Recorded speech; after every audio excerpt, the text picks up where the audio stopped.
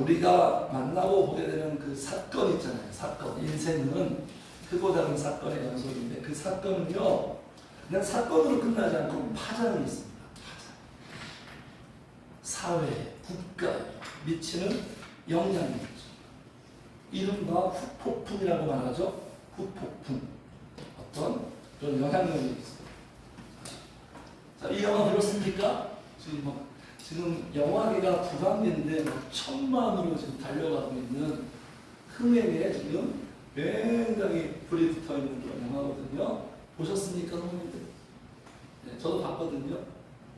그렇게 재밌진 않았어요. 왜냐면 스토리도 다 알고. 영화도 임팩트가 좀 떨어지는 것 같기도 하고. 네, 이게 무슨 영화죠? 1979년 12.12 군사반란. 그 사건을 지금 영화화했습니다. 누군가 죽으니까 이제 이게 영화로 이제 이렇게 탄생하게 됐죠. 시점에 되어서. 이 영화를 보고, 이 영화는 영화로 끝나지 않았어요. 이 사회에 어떤 파장을 일으키더라고요. 후폭풍이 있더라고요. 특히나 누구에게 젊은 세대들이 이 역사에 대해서 별로 무관심했는데 영화를 보고, 아, 지난날에 우리 대한민국에 이런 역사가 있었구나. 젊은이들이 막 분노하기 시작했어요. 그 이후에, 그러니까 이 사건의 이 당사자들의 그 엇갈리는, 희비가 엇갈리는 그 결과를 보고 분노하게 돼요. 이러한 후폭풍이 생겼더라고요. 문화가 주는 힘이 있어요. 그렇죠? K-팝 문화가 전 세계에 또 파장을 일으켜서 대한민국의 또 위상도 이렇게 올라가고, 외교하는데 많은 좋은 역할도 하고. 김구 선생님이 대한민국의 소원이 뭐냐면 문화 강국이 되는 게 김구 선생님의 소원이에요. 문화가 주는 이런 강력한 힘이 있어요. 사건은 어떤 후폭풍을 일으킵니다. 성도님들, 우리 인류 역사상 가장 큰 사건이 어떤 사건입니까? 달나라는 사건입니까? 코페르니쿠스 전환입니까? 어떤 사건이 가장 큰 사건이죠? 부활 사건이죠.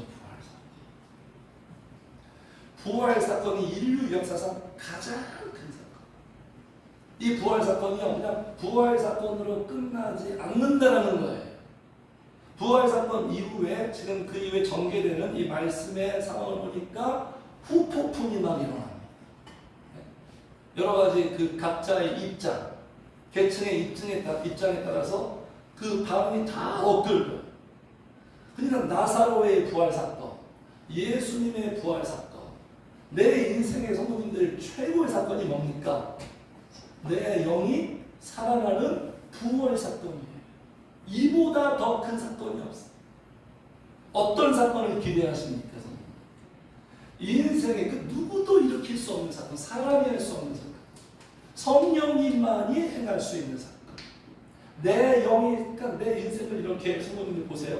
내 영이 살아난 사건, 은혜 받아서 부활한 이 사건, 이 사건보다 더 큰 사건은 없어요. 성령님이 그 사건을 지금 계획하고 지금 일으키시는 거예요. 자, 그래서 이 부활 사건은 반드시 그 사람의 삶에서 인생에 파장을 일으킵니다. 그냥 영이 살아나면 살아나는 것은 끝나지 않아요. 영향력을 줍니다. 자, 그래서 오늘 본문에 나사로가 부활한 이 사건 이후에 지금 상반된 모습을 지금 보여주고 있는데요. 극과 극이에요. 그냥 중간이 없어요. 양극화 적이에요. 성도님들, 하나님의 말씀을 보면 어떻게 보면 신앙은요, 좀 이분법적이에요. 극단적입니다. 우리 인간이 이걸 싫어하거든요. 극단적인 걸 싫어해요. 독선적인 것 같고. 그러나 말씀의 이 영의 세계는요, 극단적이에요. 중간이 없어요, 중간이. 둘 중에 하나예요. 마귀냐, 성령이냐, 은혜 받았느냐, 은혜 받지 못했느냐. 말씀이 그런 흐름으로 지금 정리하고 있거든요. 그러니까 이 사회도 경제적으로, 이 사회의 지금 문제가 뭡니까? 구조적으로 빈익빈 부익부잖아요. 있는 사람은 계속 더 많아지고 없는 사람들은 점점점 고갈되고, 그런 것처럼 이 신앙생활도요, 빈익빈 부익부예요. 극단적이에요. 예수님 이런 말씀했죠. 있는 자는 더 많아질 것이요, 없는 자는 그 있는 것까지 빼앗기리라. 그러니까 은혜 받는 자는 계속 은혜 받아요. 교회도 그래요. 기도하는 사람은 기도하는 사람만 기도해요. 기도 안 하는 사람도 안 해요. 은혜 받는 사람은 은혜 받는 사람만 계속 은혜 받고 성장하고, 반면에 은혜 받지 못하는 사람은 계속 은혜 못 받고 오히려 받은 은혜까지도 다 잃어버리고, 이러한 현상이 지금 나타난다는 거예요. 자, 그래서 그 나사로의 부활 이 사건을 통해서 지금 이 대적했던, 주님을 대적했던 이 세력이 이 사건을 보면 이런 반응이 나온 게 복된 반응이잖아요. 아, 저분 진짜구나, 메시아구나. 그래서 회개하고 한 번쯤 고민하고, 그리고 그 주님을 한번 수용할까? 이런 반응과 결과로 가면 좋은데, 이 부활 사건 이후에 어떤 반응이냐? 그냥 죽이려고 해요. 죽이려고. 누구를? 예수님. 죽이려고. 자, 여기 53절 보겠습니다. 11장 53절. 11장 53절 우리 같이 읽어요. 시작. 이날부터는 그들이 예수를 죽이려고 하니라. 보세요. 이 부활 사건의 이 파장. 예수님을 죽이려고 해요. 예수님을. 그러니까 부활 사건이요, 하나님이 하시는 그 사건이 모두에게 좋은 영향을 끼치는 게 아니에요. 그러면 좋겠지만, 그죠? 모두에게 선하고 은혜로운 영향을 끼치는 것이 아니라 이렇게 갈라집니다. 극과 극으로. 극과 극으로 갈라져요. 예수님만 죽이려고 하는 게 아니라, 자, 12장 10절을 보겠습니다. 12장 10절. 자, 우리 같이 읽어요. 시작. 대제사장들이 나사로까지 죽이려고 모의하니. 나사로까지 죽이려고 해요. 네? 그러니까 성도님들, 내 영이 살아나면, 자, 이 분명한 사실을 우리가 항상 염두에 두고 살아야 됩니다. 내 영이 살아나잖아요. 은혜 받아서 성령의 역사로 내 영이 살아나면 내 영을 마귀가, 이 악한 세력이, 같이 합시다, 죽이려고 한다. 죽이려고 해요. 내 은혜의 흐름을 끊어버리려고 합니다. 이거 항상 염두에 두고 깨어서 살아야 돼요. 그냥 놔두지 않아요. 그냥 가만히 안 놔둬요. 영이 살아나잖아요. 가만히 안 놔둡니다. 총공세를 펼쳐요. 그래서 어떤 사건을 경험할 거예요. 내가 막 은혜 받고 막 기도생활 시작되고 흐름이 좋으면 어떤 사건이 반드시 나한테 생기게 되어 있어요. 두려워할 필요는 없고요. 그건 지극히 당연한 상황이니까. 그러니까 성도님들 항상 무장해야 돼요. 내 영을 무장해야 돼요. 내 영을 항상 죽이려고 해요. 수단과 방법을 막 동원해가지고. 왜 그럴까요? 왜 죽이려고 할까요? 11절도 같이 읽을까요? 11절 시작. 나사로 때문에 많은 유대인에서 예수를 믿으리라. 영이 살아나면 영향력이 있거든요. 마귀가 제일 싫어하는 거예요. 목사가 살아나면, 죽었던 목사가 살아나면 그 목사로 말미암아 성도들에게 영향이 가거든요. 성령의 역사. 그 가정에 엄마 아빠가 살아나면 엄마 아빠로 말미암아 자녀들에게 영향을 가거든요. 이게 하나님 나라의 영향력이에요. 그 성도는 영향력이 있는 사람이에요. 영향력이. 사도행전 보세요. 그 영향력이죠. 이걸 마귀가 가장 두려워하고 싫어합니다. 그래서 죽이려고 합니다. 한 놈만 팹니다. 마귀는 한 놈만. 네? 기도하는 사람, 영이 살아있는 사람, 영적인 사람만 그냥 죽이면 되는 거예요. 그러면 다 무너져요. 여기 계신 성도님들의 한 분 한 분이 그냥 한 분이 아닙니다. 나사로와 같은 존재예요. 주님이 살리셔서 성도님들이 살면 다 살아나게 하고자는 하나님 나라의 큰 계획이 있어요. 그래서 항상 무장해야 돼, 무장해야 돼. 죽이려고 하는 거 보세요. 지금도 마찬가지로 지금도 이 시대가, 이 반기독교적인 이 시대는 예수 그리스도의 부활을 인정 안 하잖아요. 인정. 절대로 용인 안 하잖아요. 뭐 음모설이다, 네? 뭐 거짓이다, 사기다, 그들이 꾸며낸 이야기다. 그냥. 절대로 그러니까 부활을 죽이려고 하는 거죠. 영적인 걸 죽이려고. 다 삭제해버리려고. 이 드러나지 못하도록. 항상 이렇게 한다는 거예요. 기독교만 가지고 그러죠. 늘 우리 기독교, 불교나 뭐 다른 종교는 별로 그러지 않는데 우리 기독교만 가지고 그냥 늘 못 살게 해주죠.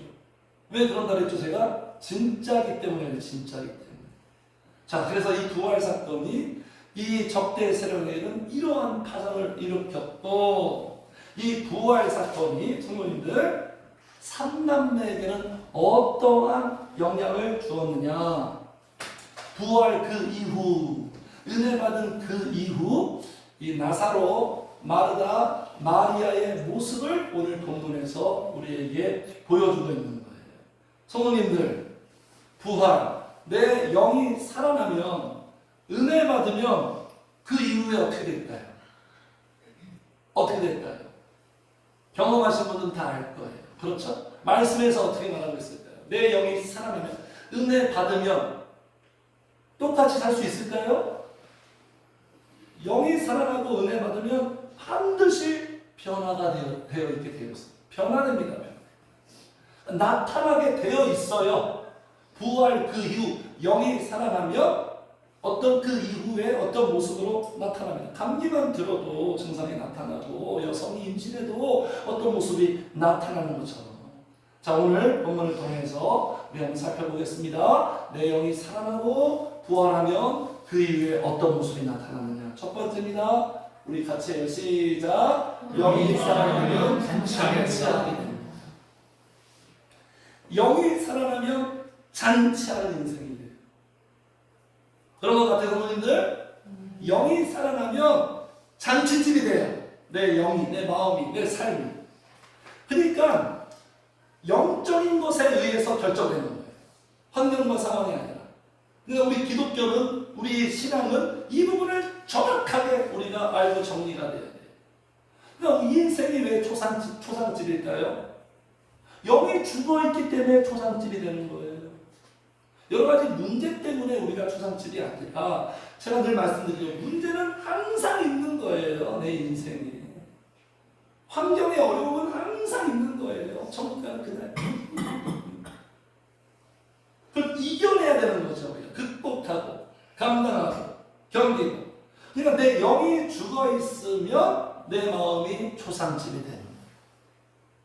내 마음이 슬프고, 어둡고, 적막하고, 영이 살아날 때 성도님들 잔치하게 되는 거예요. 네? 성도님들 처음 막 잔치했을 때 그때 언제였습니까? 성도님들의 삶 속에 진짜 이 잔치한다는 건 뭐예요? 기쁨이잖아요. 기쁨. 이 세상에 없는 기쁨, 진짜 기쁨. 영이 잔치한다는 건 행복한 거잖아요. 언제 처음으로 야 기쁘다, 야 행복하다, 언제 경험했어요, 성도님들? 막 물질 때문에? 내가 바랬던 어떤 일 때문에? 아니에요, 성도님들. 은혜 받았을 때가 아니었던가요?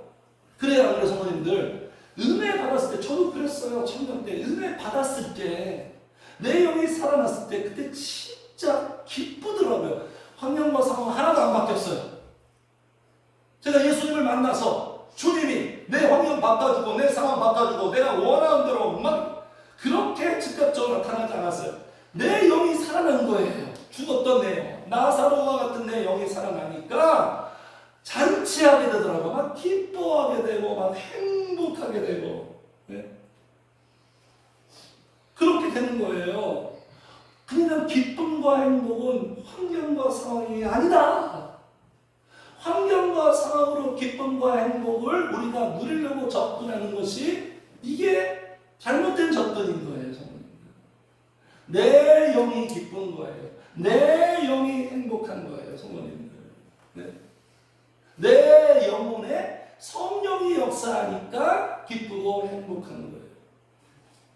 그러니까 영적인 것으로 우리가 기뻐하고 행복해야지, 미련한 건 뭡니까? 잘못된 건 뭐죠? 육신적인 것으로 내 영혼을 기쁘고 행복하려고 하는 시도들, 이것들이 어긋나는 거예요. 성도님들. 안 그러겠습니까, 성도님들? 예를 들어서 제가 막 엄청난 막 이태리 양복을 제가 막 샀어요. 몇천만 원짜리. 그걸 입었다고 해서 그 어떤 그 양복이 내 영혼으로 들어옵니까? 그게 내 영혼을 만족시키나요? 아니에요. 그냥 육신적인 잠깐 희열이에요. 기분 좋은 거예요. 기분 좋은 것을 성도님들 만족과 충족과 기쁨으로 생각하면 안 됩니다. 그냥 일시적인 기분 좋음이에요. 어저께도 TV에 보니까 어떤 연예인이 그러더라고요. 소비가 사람을 행복하게 하지 못한다. 그런 철학이 있더라고요. 소비가 사람을 행복하게 하지 못한다. 그 소비는 그냥 일시적인 거다. 뭐 한 달 지나면, 두 달 지나면 전혀 사라진다. 네. 어떤 물건을 샀어요. 그 물건이 내 영혼으로 미치냐고요. 어떤 환경, 어떤 좋은 집에 내가 있어요. 그 좋은 환경이 내 영혼으로 이렇게 미치고 기쁨과 행복을 주는 게 아니에요. 맛있는 걸 먹었다고 해서 그게 내 영혼으로 들어와서 기쁘고 행복한 게 아니라 세상 사람들은 다 이렇게 잔치하려고 하거든요. 그게 아니라 오로지 한 가지. 하나님의 형상대로 창조받은 인간은 성령님만이, 영이신 성령님만이 내 영혼에 미치고 내 영혼에 스며들고 역사할 때만이, 그래서 영이 살아날 때만이 같이 합시다. 기뻐하고 행복하게 된다. 그러니까 성령으로만 된다. 이렇게 예수님이 말씀하시는 거예요. 성령을 받아라. 성령의 충만함을 받아라. 기뻐하며 행복의 현실을 맛보게 되리라. 영적인 것으로 잔치를 해야 되는데, 성령님으로만 잔치해야 되는데, 은혜로만 잔치해야 되는데, 세상적이고 육신적인 것으로 잔치를 하려고 한다는 거예요. 그럼 잔치할 수 없는 거예요. 그건 잔치가 아니에요. 진정한 잔치가 아니에요. 이걸 빨리 깨닫고 노선을 바꿔야 되는 거예요. 그래서 성도님들, 우리의 영이 살아나면 잔치하게 됩니다. 내 영이 죽어 있으면 잔치할 수 없어요. 내 영이 살아나야 돼요. 내 영이 살아 있어야 돼요. 그래야 우리가 잔치 누릴 수 있는 거예요. 성도님, 그래서 기뻐하고 행복할 수 있는 거예요. 그래서 성도님들, 우리가 성도들이 누리는 이 진정한 기쁨과 행복이 뭘까요? 네? 주님이 어떤 문제 해결해 주고, 네? 물질적인 문제, 이래서 우리가 기쁘고 행복할까? 이게 성도가 누리는 잔치하는 인생의 가장 본질적인 부분일까요? 그게 아니에요. 성도가 누리는 진정한 기쁨과 행복은 세상과 달라요. 자, 여기 2절에 보겠습니다. 2절에 다 나와요. 2절에. 자, 우리 같이 읽어요. 12장 2절 시작. 거기서 예수를 위하여 잔치할세 마르다는 베드로라고 나사로는 예수와 함께 앉았다. 저기 한번 찾아보세요. 여기 안에 잔치의 비밀이 있어요. 성도는 이것으로 기뻐하는 거예요. 이것이 행복이에요. 무엇일까요? 동사가 두 가지가 나오는데 어떤 동사일까요? 첫 번째, 거기는 예수를 그 다음에 뭐죠? 위하여 잔치할세. 마르다는 일어나고 나사로는 예수와 그 다음에 뭡니까? 함께. 무엇이 성도의 진정한 기쁨과 행복이라고요? 같이 합시다. 주님과 함께, 주님을 위하여. 이것이 기쁨과 행복이에요. 아멘인가요, 성도님들? 진정으로 아멘이에요? 이게 성도의 기쁨과 행복이에요, 성도님들. 이 기쁨과 행복을 모르고 어디서 기쁨과 행복을 우리가 찾아요? 무엇이 우리에게 진정한 기쁨과 행복이에요? 그러니까 세상과 다른 거예요. 우리는 세상 사람들은 이해를 못하는 거예요. 도저히 이해 불가해요. 이성적으로, 뭐 논리적으로 이해가 안 되는, 미친 것 같이 보이는 거예요. 영이 살아나면 주님과 함께 주님을 위하여 사는 이 자체가 최고의 행복이에요. 할렐루야. 우리가 진짜 이게 현실이 되기를 축복합니다. 이게 나한테 이론으로만, 지식으로만 나한테 머물러 있으면 안 돼. 진짜 현실이 되는 거예요. 다윗이 이것 때문에 제일 행복했어요. 시편의 모든 이야기는 이것 때문에 다윗이 노래하고 찬양하고 잔치했어요.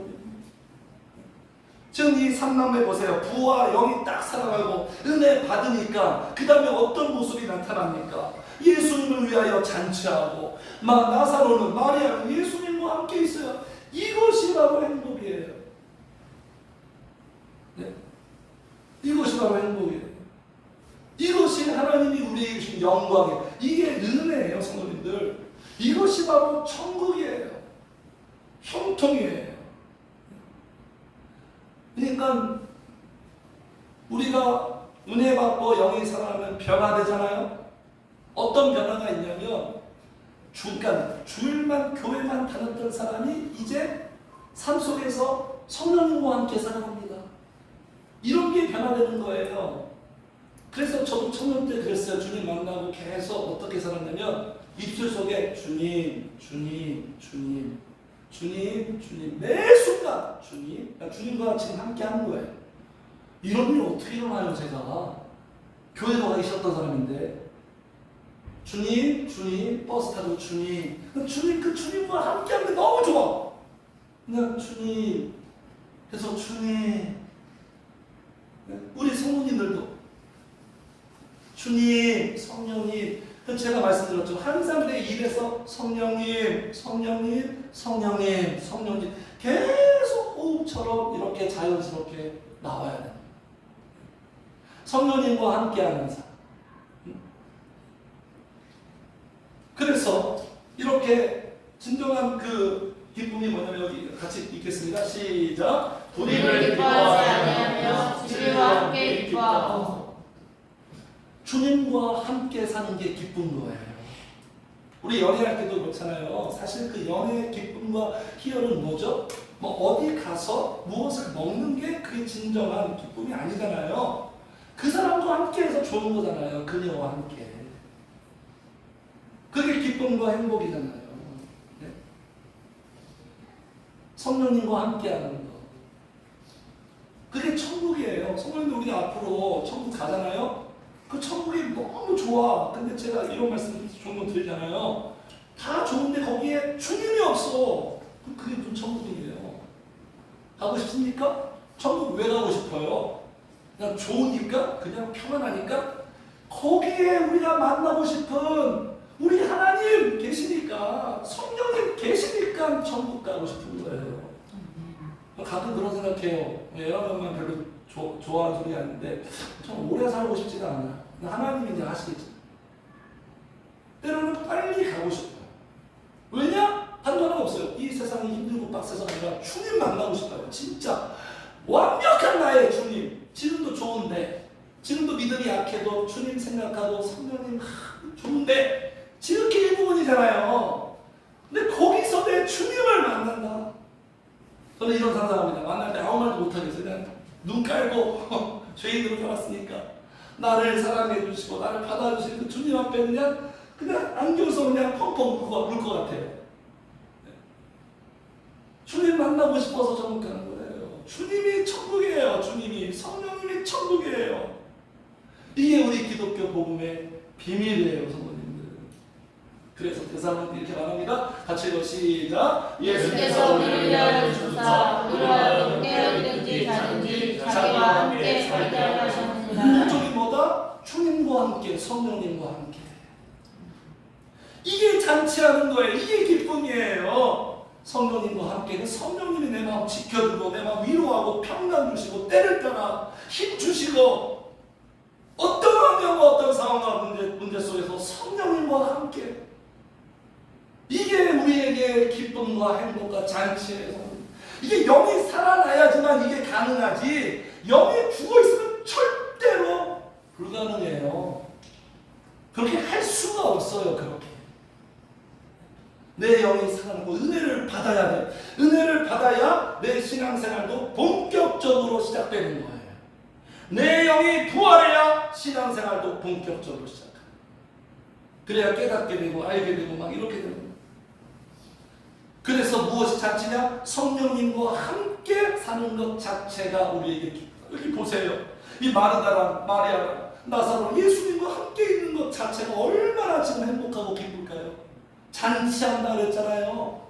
뭐 예수님이 지금 뭐 나사로의 뭐 경제 문제를 해결해 줬습니까? 어떤 사회적으로 이들의 위치를 올려줬습니까? 이게 아니에요. 그냥 주님과 함께 있는 것 그 자체. 다윗이 평생 행복을 누렸던 여호와 하나님과 함께 했던. 그래서 성도님들, 영이 살아나고 은혜를 받으면 같이 합시다. 성령님을 초대한다. 지금 초대한 거예요. 그래서 예수님이 오신 거예요. 초대하고 초청하는 자 오세요. 원합니다. 사모합니다. 초대하고 초청하는 자에게 그분이 오시는 거예요. 원하는 거예요. 성령님을 다른 누구보다도 사모하게 되어 있어요. 영이 살아나야 사모하게 되는 거예요.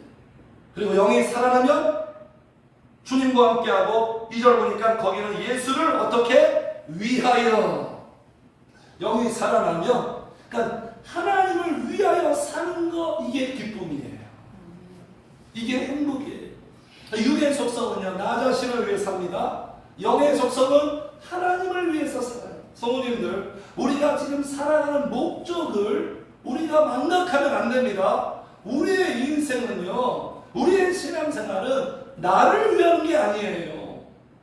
우리가 창조된 목적 지금 내가 살아가는 그 목적은요 하나님의 영광을 위해서 우리가 살아가는 거예요. 그래서 영이 살아나면 자꾸 주님을 위해서 살고 싶어져요. 영이 죽어있으면 나밖에 몰라요. 나를 위합니다. 나만 생각해요. 근데 영이 살아나고 은혜 받으면 하나님을 위해서 살고 싶어요. 하나님을. 지난날 나를 위해서 살았던 게 너무나 죄송스럽고 하나님을 위해서 내게 있는 모든 것을 주님께 드리고 싶은 거예요. 그래서 로마서 이렇게 말하고 있습니다. 우리 같이 읽어 시작. 우리 중에 누구든지 자기를 위하여 사는 자가 없고 자기를 위하여 죽는 자가 없도다. 우리가 살아도 주를 위하여 살고 죽어도 주를 위하여 죽나니 그러므로 사랑하시구나 우리가 주의 것입니다. 그렇죠. 우리 중에 성도는 자기를 위하여 사는 자가 없다. 살아도 죽어도 주님을 위하여. 우리 성도님들이 하루를 시작할 때도 오늘도 하나님의 영광을 위하여. 그냥 오늘 하루 때 내가 어떻게 살까 막 힘들고 어려움 이렇게 시작하지 마시고 오늘도 내 삶의 목적은 주님을 위하여. 나 자신을 위한 게 아니에요. 성도님은 그런 것 같더라고요. 나 자신을 위해서 사는 게 좋은 것 같죠? 나를 망칩니다. 나를 망쳐요. 주님을 위해서 살 때 그게 나를 위하는 거예요. 그게 진짜 나를 위하는 거예요. 나 자신을 위해서 사는 것은 결국 허무하게 만들어요. 허무하게 만들어요. 성도님들 영이 살아나면 첫 번째 어떻게 된다? 잔치하는. 무엇이 잔치야? 기쁨이라고요? 성령님과 함께 하나님의 영광을 위하여 사는 것이 이것이 우리의 기쁨이에요.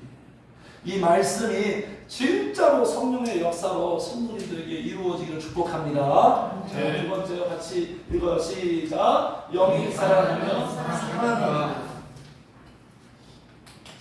영의 속성은 사랑이잖아요. 은혜 받으면 사랑하게 되어 있어요. 육의 속성은 사랑할 수 없어요. 자기밖에 모르니까. 네?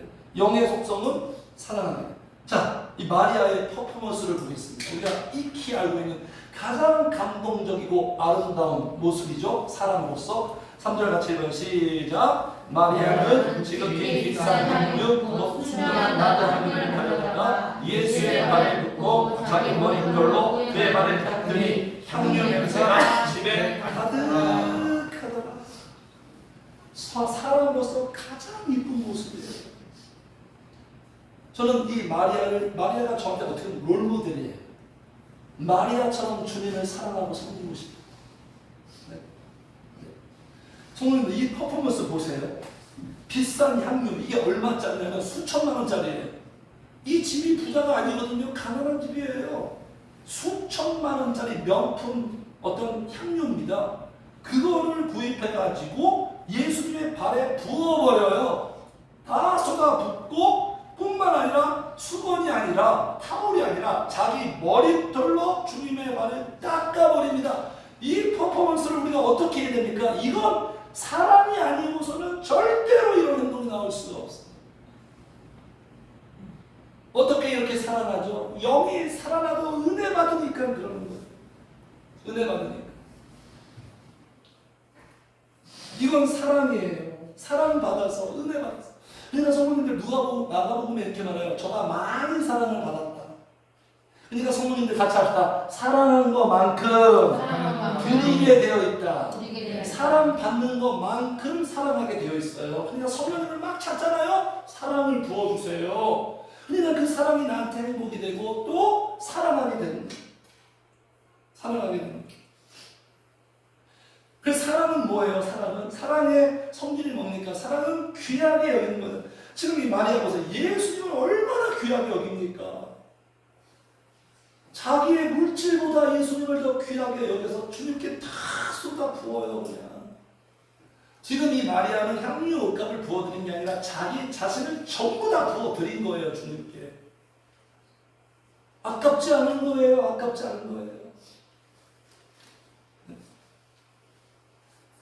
그러니까 이 3절의 이 마리아 모습, 이게 바로 예배의 마인드예요. 이것이 예배의 모습이에요. 예배는 사랑받고 은혜 받아서 영이 살아난 자가 주님께 자기를 다 부어 드리는 거예요. 성도님들, 이 시간 지금 나 자신을 주님께 다 드리고 있습니까? 온전히 나는 주님 거예요. 주님이 알아서 하세요. 다 주님께 다 드리고 있습니까? 아니면 밀당하고 있나요? 몇 퍼센트는 드리고 몇 퍼센트는 나의 영역이고.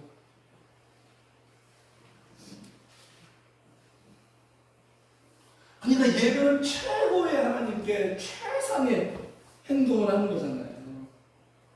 일부를 드리는 게 아니에요. 전부를 드리는.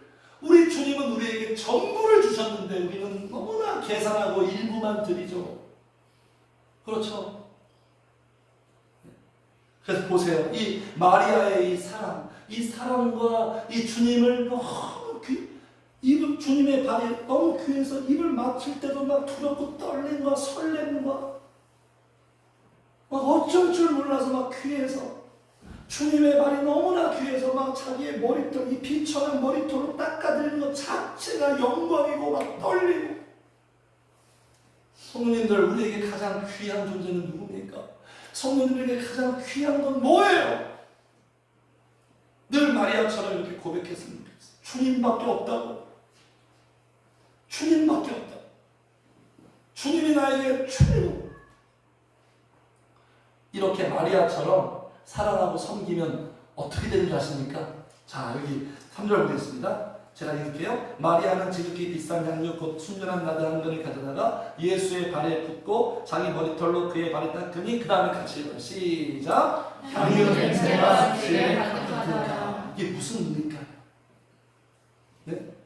그러니까 주님을 사랑하고 섬기는 그곳에는요 향기가 가득해요. 마리아 같은 인간이 있잖아요. 집안 공기가 달라집니다. 집안 분위기가 달라져요. 교회 분위기가 달라져요. 성도님들, 우리는 다 하나입니다. 내 영이 살아있으면 누군가에게도 영향을 주고 내 영이 죽어있으면 누군가에도 영향을 줘요. 이 향기는 어떤 향기예요? 사랑의 향기, 행복의 향기, 평강의 향기가 그 가정에, 그가 있는 곳에 가득해요. 영이 살아나면 향기가 되고, 영이 죽어있으면, 죽어있는 거 무슨 냄새 납니까? 죽어있는 거? 악취가 나잖아요. 육의 속성은 악취가 나요. 그러니까 같이 있는 게 힘든 거예요. 스트레스예요. 영이 살아나면 우리의 존재 자체가, 내가 말하는 거, 행동하는 게 다 누군가에게 향기가 돼, 향수가 돼. 향수가 되는 거예요. 그래서 집안 분위기가 달라지는 거예요. 성도님들, 영이 살아나고 은혜 받으면 두 가지 모습 먼저 잔치하게 됩니다. 그러니까 중요한 건 내 영이 살아나야 돼. 은혜를 받아야 돼. 계속 은혜에 목말라야 돼. 은혜를 더 받아야 돼요. 받으면 받을수록 우리는 기뻐하게 돼요. 잔치하게 돼요. 내가 환경이 아니에요. 성령에 의해서. 그리고 주님을 위해서 살게 되고요. 마리아처럼 사랑하게 돼요. 이러한 우리의 삶과 존재 되기를 주님의 이름으로 축복합니다. 네. 자, 반면에 이제 우리 장면을 봐야 돼요. 참 좋죠? 은혜 받고 막 천국과 같은 그런 분위기에 망치는 사람이 있어요. 어딜 가나 꼭 있죠. 어딜 가나 그 사람이 꼭 있어요. 누굴까요? 누구예요? 4절에 보니까 가룟 유다예요. 가룟 유다가 지금 문제 제기를 합니다. 자, 4절에 읽겠습니다. 제자 중 하나로서 예수를 잡아줄 가룟 유다가 말하되 5절 같이 읽어. 시작. 이 향유를 어찌하여 3대 데나리온에 팔아 가난한 자들에게 주지 아니하느냐 하면서 지금 문제 제기를 해요. 왜 이렇게 하냐? 이게 아까 좋은 것을 왜 여기다 쏟아부어? 차라리 가난한 사람들한테 팔아서 그들을 구제하는 게 훨씬 의미 있고 복된 일이지. 이렇게 생각하면서 지금 마리아의 행동에 지금 불만을 나타냅니다. 자, 이것만 봐도 성도님들, 우리가 영에 살아나서 주님을 사랑하고 섬기는 그 일을 가만 놔두지 않는다. 누군가가 여기서 또 보게 됩니다. 방해합니다. 지금 방해하는 거예요. 방해. 막 칭찬하고 같이 막 은혜스러운 모습 축복해야 되는데 지금 제자라는 인간이 지금 마리아의 행동에 일침을 가하고 있어요. 근데 지금 이 가룟유다가 말하는 게 그냥 표면상으로 보면 이게 선하고 맞는 말 같죠? 이치에 타당한 것 같죠? 그러나 전혀 그렇지 않아요. 지금 이 말 속에는 예수님에 대한 마음과 생각이 전혀 없어요. 전혀 없어요. 그래서 6절 같이 해요. 6절 시작. 이렇게 말하면 가난한 자를 생각함이 아니요 그는 도둑이라 본죄를 받고 거기 넣는 것을 훔쳐가리로라. 이게 속셈이에요. 이게 본심이에요. 가난한 자 생각하는 게 아니라 이 가룟 유다는 그냥 물질에 그냥 사로잡혀서 공금을 횡령했던 사람이에요. 이런 사람한테 맡겼네. 도둑이라는 거예요. 도둑. 누가 도둑이에요? 주님의 것을 내 것으로 사용하는 게 그게 도둑이에요. 그게 도둑. 영이 죽어있으면 이렇게 될 수밖에 없어요. 은혜 받지 못하면 지금 가룟 유다 우리가 비판할 입장 아닙니다. 똑같이 다 6절의 모습이 나올 수밖에 없다니까요. 은혜 받는 일에 반드시 성공해야 돼. 실패하면 안 돼요. 내 신앙생활이 은혜가 넘치는 신앙생활이 돼야 돼요. 요새 왜 내가 은혜가 없지? 은혜가 고갈됐지? 왜 메말랐지? 나 자신에게 문제 제기를 해야 돼요. 성도님. 그럼 다시 회복시켜야 되고 복원시켜야 되고 내 영혼의 은혜의 생수의 강물이 막 흘러 넘쳐야 돼요. 그래야 우리의 육의 속성을 이길 수 있는 거예요. 그 외에는 방법이 없습니다. 성도님들, 여기에서 우리가 지금 이 가룟 유다가 마리아한테 하는 이 말 속에서 우리가 한 가지 이해할 게 있는데 교회에 대해서 이해해야 돼요. 교회는요 어떤 곳인지 아십니까? 교회는 자선사업단체가 아니에요. 가룟 유다 말하는 거 보세요. 가난한 사람들을 도와야 되는 거 아니냐? 물론 교회가 구제해야죠. 근데 이건 본질이 아니에요. 이건 예수 안 믿는 세상 사람도 할 수 있는 거야. 이거는 휴머니즘이에요. 인본주의예요. 네. 그런 곳이 아니에요. 교회는. 그러니까 지금 이 가룟 유다는 주님이 없어요. 은혜가 없어요. 은혜가 없는 모든 행동은 다 무의미한 거예요. 그건 인간적인 행동인 거예요. 인간적인 행동. 그래서 여기 보세요. 이 사람 누군지 아십니까? 누군 것 같아요? 딱 보니까 알겠죠? 슈바이처 박사님이잖아요. 슈바, 그죠? 자기의 그 달란트 책은 의사 선생님인데 아프리카에 가서 헌신하고 구제하고 아름답죠. 우리 기독교는 물론 이렇게 해야 돼요. 근데 이분이 뭐냐면 예수를 제대로 안 믿어요. 예수를 믿는지 안 믿는지 모르겠어요. 예수님이 없는 이 모든 행동들 하나님 보시기에 아무런 의미가 없다는 거예요. 심지어 하나님은 이렇게도 말씀하십니다. 악하다. 악한 거예요. 인간 보기에 선한 거죠. 지금 가룟 유다가 인간 보기에 이게 선한 것 같은데 주님 보기엔 악한 거예요. 악한 거. 내 속에 성령님이 없는 게 악한 거예요. 나의 동기가 아무리 인간을 향한 목적이 좋다고 해도 보세요. 그렇죠. 이렇게 평생을 살아. 이분도 누굽니까? 천주교 정의사회 구현당인가? 이렇게 뭐 이태원 무슨 참사 추모해주고. 근데 이분들의 어떤 그 방향이 영적이지 않아요. 그냥 이렇게 사회의 사람들한테 선하게 행동하는. 교회는 이런 일을 하는 곳이 아니에요. 교회는 이것이 주 목적이 아니라는 거예요. 성도님들.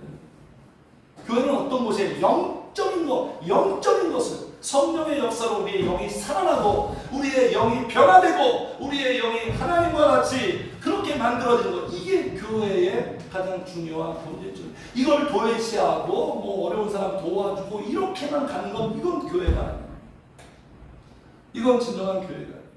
그래서 내가 영적인 사람에 대해서 누군가에게 나를 통해서 성령의 역사가 그에게 전달되는 게 이게 착한 일이에요.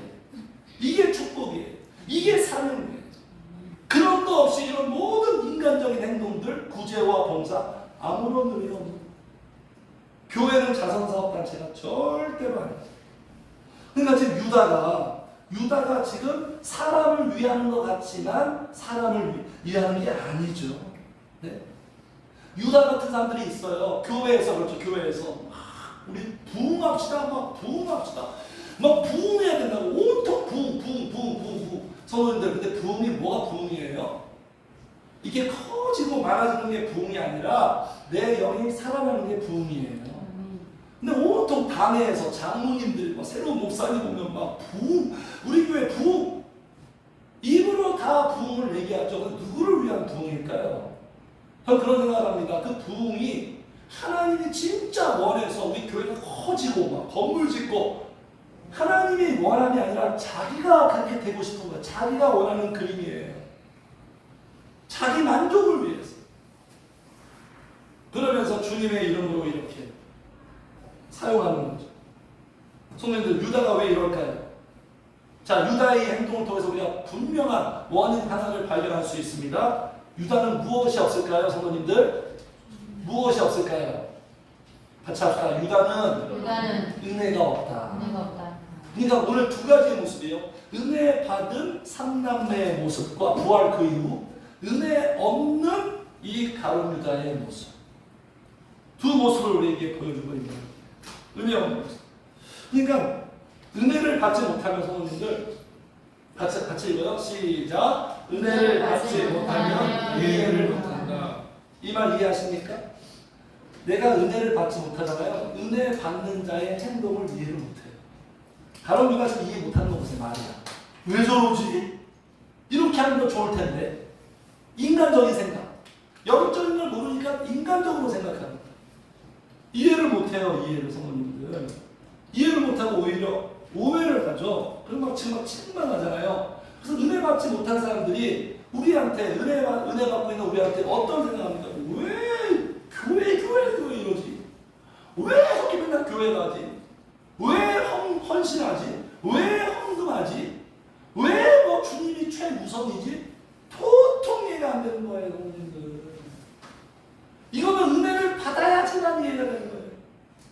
육신적인 사람들은 영적인 사람은 이해를 못해요. 왜 저러지? 이해가 안 될 수밖에 없는 거예요, 이거는.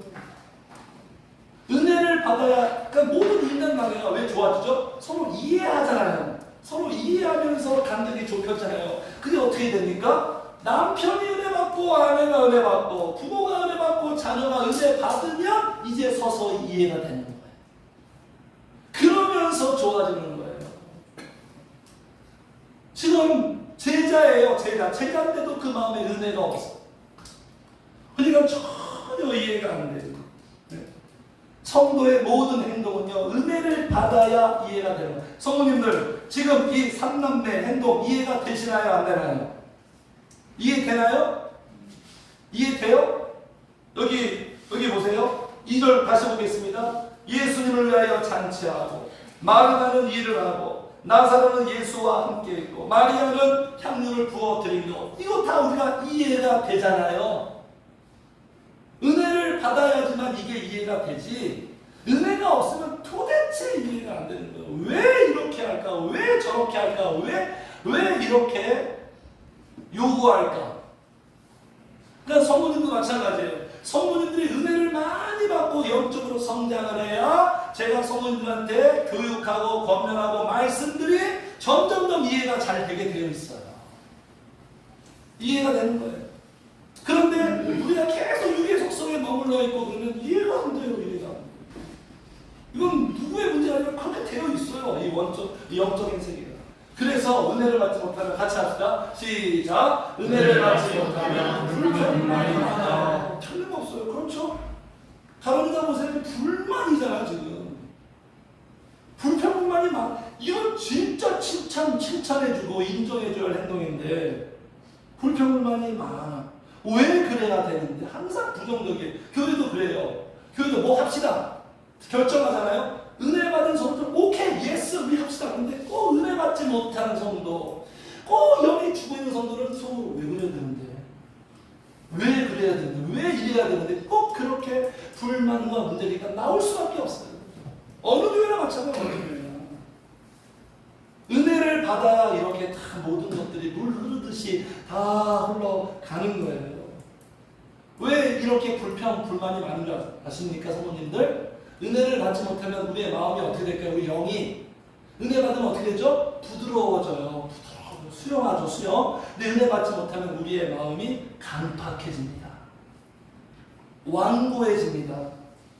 굳어버려요. 그러면 자기 생각만 강해지는 거예요. 성도님들 제일 무서운 게 뭔지 아십니까? 제일 무서운 게 죄를 범하는 게 무서운 게 아니라 은혜를 받지 못한 상태가 길어지는 거. 이게 오래되면 그 마음이 굳어버려요. 굳어버려서 이제 고민도 안 합니다. 자기가 기도하지 않는 거, 신앙생활 막 사모함이 없는 거, 내가 은혜 충만한 것 때문에 고민도 안 해. 거기에 대해서 갈등도 없어요. 이게 심각한 거예요. 그러면 회개도 안 합니다. 회개할 어떤 필요성도 못 느끼는 거예요. 그러면서 영적인 것에 무심해지는 거예요. 무심해지는 거예요. 그래서 은혜 받지 못하는 게 이게 오래 가면 안 되는, 절대로 굳어져 가는 거예요. 그게 형성이 돼버립니다. 그러면 다시 회복되는데도 정말 어려워져요. 또 한번 같이 읽어요. 시작. 은혜를 받지 못하면 물질에 되어 산다. 가론유다 보세요. 은혜 없으니까 물질에 돼. 예수님도 없고 가난한 사람 생각도 없고 오로지 저거 내 건데 300데나리온 저거 내 건데 이 물질에 대한 소유, 집착, 애착 은혜 받지 못하면 영이 죽어있으면 다 이 세상 것에 매여 사는. 그래서 성도는 반드시 영혼을 살려내야 돼요. 내 영혼이 살아있어야 돼요. 이렇게 사는 게 행복입니까? 감옥이에요. 감옥. 슬기로운 감방생활이에요 이게. 이렇게 되는 거예요. 성도님들 집착하게 돼요. 주님의 것을 자신의 것을. 그래서 이런 류의 인간이 창세기에 보면 나와요. 그게 누군지 아십니까? 성도님들 우리가 왜 이삭의 아들을 누가 장남이에요? 에서죠. 에서와 야곱으로 안 부르고 왜 야곱과 에서로 부를까요? 그 이유가 다 있어요. 여기 보겠습니다. 야곱이 이르되 형의 장자의 명분을 오늘 내게 팔라. 이 장자의 명분은 뭐냐면 그 당시는 뭐 첫 번째 장자가 되는 축복이지만 넓게 보면 영적인 거예요. 영적인 거. 야곱이 인간적으로 별로 재수가 없고 인격이 좀 그렇습니다. 근데 야곱이 하나님이 인정한 게 뭐냐면 영적인 것에 대한 사모함이 있어요. 야곱이. 하나님이 이런 사람을 좋아해요. 인격 보지 않아요. 영적인 것에 대한 사모함. 이게 있어요. 그거를 오늘 내게 팔라. 그러니까 에서가 이르되 내가 죽게 되었으니 이 장자의 명분이 내게 무엇이 유익하리요. 보세요. 내가 지금 먹고 사는 거 힘들어 죽겠는데 내 삶이 힘들어 죽겠는데 뭐 영적인 거, 은혜 받는 거, 기도하는 게 뭐가 유익이 있냐 이런 얘기지. 영이 죽어있으면 이런 상태가 돼요. 은혜 받지 못하면 성령 우리가 최고의 유익이 뭐예요? 성령의 역사 아닙니까? 그걸 얻어야죠. 그걸 우리가 받아야죠. 내 안에 간직히 하죠. 근데 이게 나한테 무슨 유익이 있어? 뭐가 유익인지 모르는 거야. 에서가. 그러니까 팔아버려요. 그러니까 내 서한테 최고의 유익은 뭐죠? 물질이에요. 물질이 나한테 유익이 있지. 물질이 나를 행복하게 살고 나를 안정적으로 살고 나를 보호하고 나를 편안하게 하지. 이렇게 사고방식으로 해서 이 귀한 영적인 걸 팔아버렸어요. 오늘도 마찬가지예요. 이 영적인 유익을 모르면 자기의 신앙보다 물질 때문에 신앙을 팔아버려요. 그냥. 성도님들 무엇이 유익입니까? 성령의 역사가 최고의 유익이에요. 그게 나한테 제일 좋은 거예요. 그런데 내가 죽게 생겼는데 내가 이렇게 내가 배고프고 내 돈도 없는데 내가 기도하는 거 은혜 받는 게 뭐가 나한테 그게 좋아. 그래서 에서가 망한 거예요. 나중에 에서가 통곡하죠. 통곡해도 하나님이 그냥 등을 돌려버리는. 뒤늦게 깨달아요. 항상 인간은 뒤늦게 깨달아요. 인생 다 끝날 때 깨달아요. 그래서 보세요. 야곱이 이르되 오늘 내게 맹세하라. 에서가 맹세하고 장자의 명분을 야곱에게 판지라. 야곱이 떡과 팥죽을 에서에게 주네. 에서가 먹으며 마시고 일어났으니 시작. 에서가 장자의 명분을 가볍게 여기면서라. 성도는 영적인 절대로 가볍게 여기면 안 돼. 물질을 크게 여기고 영적인 걸 가볍게 여기면 이때부터 무너집니다. 이게 제일 심각한 거예요. 은혜 받은 부활하고 영이 살아있는 성도는요, 영적인 걸 가장 크게 여깁니다. 이걸 가장 귀하게 여겨요. 나 생명보다 더 귀한 거예요. 나를 살게 하는 게 이거예요. 물질이 아니에요. 세상의 성공이 아니에요. 육신적인 게 나를 살게 하는 게 아니에요. 그래서 이렇게 물질에 매여 살게 되어 있어요. 그래서 우리가 은혜를 꼭 받아야 돼요. 예수님이 말씀하시는 거 보세요. 여기 맨 마지막에 7절 보고 마치겠습니다. 7절 시작. 예수께서 이르시되 그를 가만두어 나의 장래의 나라를 위하여 그것을 간직하게 하라. 같이 합시다. 간직하게 하라. 간직하게 하라. 은혜 받은 자에게 주시는 간직하라는 거예요. 무엇을? 내가 준 은혜를, 하나님이 주신 은혜를, 성령의 역사를, 이걸 간직하래요. 간직이 이런 뜻이에요. 따르고 보존하고 지키고 관리하라는 거예요. 이게 우리의 신앙생활이에요. 물질보다 더 귀한 거예요. 저는 은혜와 영적인 이걸 간직해야지만 오늘 이 마르다 마리아처럼 이렇게 신앙생활, 성령의 역사를 내가 간직해야지만 주님과 함께 살 수 있고요, 주님을 위해 살 수 있고요, 주님께 예배하며 섬길 수 있는 거예요. 소유할 수 있는 거예요. 그래서 여기 보세요. 8절에 가난한 자들은 항상 너희와 함께 있거니와 나는 항상 잊지 아니하리라. 항상 은혜가, 성령의 역사가 우리에게 있는 게 아니라는 말씀이에요. 항상 잊지 아니하리라. 성령의 역사를 간직한 자에게 항상 우리가 소유하는, 여기 잊지라 이런 뜻이에요. 소유하다, 지니다. 은혜를 소유하고 은혜를 간직하기 위해서. 그래서 우리가 좋은 편을 선택하고 기도하고 예배하며 사는 거예요. 성도님들, 이 부활 그 이후 이 두 사람의 장면을 통해서 우리에게 중요한 건 하나님의 은혜를 항상 간직하고 그 은혜를 소유하면서 마르다, 마리아, 나사로처럼 이렇게 향기나는 신앙생활 될 수 있도록 인생이 되기를 주님의 이름으로 축복합니다. 아멘. 찬양하겠습니다. 211번